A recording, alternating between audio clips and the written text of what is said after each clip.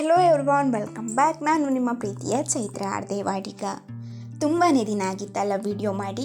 ಏನಿಲ್ಲ, ಸ್ವಲ್ಪ ಕ್ಲೀನಿಂಗ್ ಕೆಲಸ, ಅದು ಇದು ಟೈಮ್ ಪಾಸು ಹಾಗೆ ಹೀಗೆ ಅಂತ ಹೇಳಿ ಟೈಮ್ ಕಳೆದು ಹೋಯಿತು. ಹಾಗಾಗಿ ವಿಡಿಯೋ ಕಡೆ ಹೆಚ್ಚು ಕಾನ್ಸಂಟ್ರೇಷನ್ ಮಾಡಲಿಲ್ಲ. ನಾನೀಗ ನಿಮಗೊಂದು ಪ್ರಾಜೆಕ್ಟ್ ಮಾಡಿ ತೋರಿಸ್ತಾ ಇದ್ದೇನೆ. ಚೆನ್ನಾಗಾಗಿದೋ ಇಲ್ವೋ ಗೊತ್ತಿಲ್ಲ, ಬಟ್ ಇಟ್ಸ್ ಓಕೆ. ಮಾಡಿದ್ದೇನೆ ಅಂದಮೇಲೆ ತೋರಿಸೋದು ನನ್ನ ಜವಾಬ್ದಾರಿ ಅಂತ ಅನಿಸ್ತು. ಆ್ಯಂಡ್ ನಾನು ಫಸ್ಟಿಗೆ ಪ್ಲ್ಯಾನಿಂಗ್ ಮಾಡಿಕೊಂಡೆ, ಆದರೆ ಸ್ಪೀಡಾಗಿ ವರ್ಕ್ ಮಾಡಿದೆ ಅನಿಸುತ್ತೆ. ಹಾಗಾಗಿ ವರ್ಕು ಬೇಗ ಮುಗೀತು ಅಂತ ಹೇಳಿ ಅನಿಸ್ತು.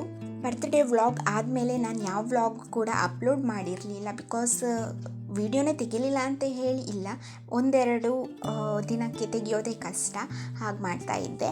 ಆ್ಯಂಡ್ ಅವುಗಳನ್ನೆಲ್ಲ ಎಡಿಟ್ ಮಾಡಿ ನಿಮಗೆ ಮುಂದಿನ ವೀಡಿಯೋದಲ್ಲಿ ನಾನು ತೋರಿಸ್ತೀನಿ. ಹಾಗೆ ಕ್ಲೀನಿಂಗ್ ಕೆಲಸದಲ್ಲಿ ಬ್ಯುಸಿಯಾಗಿದ್ದೆಲ್ಲ, ಹಾಗಾಗಿ ಅಲ್ಲಿ ಈ ರೀತಿಯಾಗಿ ಮಾಡೋಣ, ಇಲ್ಲಿ ಈ ರೀತಿಯಾಗಿ ಕ್ಲೀನ್ ಮಾಡೋಣ ಅಂತ ಹೇಳಿ ಟೈಮನ್ನು ಸ್ಪೆಂಡ್ ಮಾಡ್ತಾ ಇದ್ದೆ. ಆ್ಯಂಡ್ ಸಮ್ ಟೈಮ್ ನನಗೂ ಅನ್ನಿಸ್ತಿತ್ತು, ವೀಡಿಯೋ ತೆಗಿತಿದ್ರೆ ಒಂದು ಮೆಮೊರಿಗೆ ಆಗ್ತಾ ಇತ್ತು ಅಲ್ವಾ ಅಂತ ಹೇಳಿ.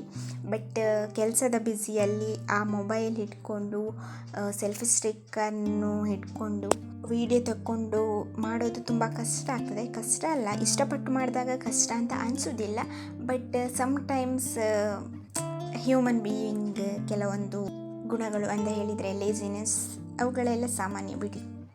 ಅದೆಲ್ಲವನ್ನು ಪಕ್ಕಕ್ಕಿಟ್ಟು ನಾನು ಕ್ರಾಫ್ಟ್ ಕೆಲಸದಲ್ಲಿ ತಲ್ಲೀನವಾಗಿದ್ದೆ.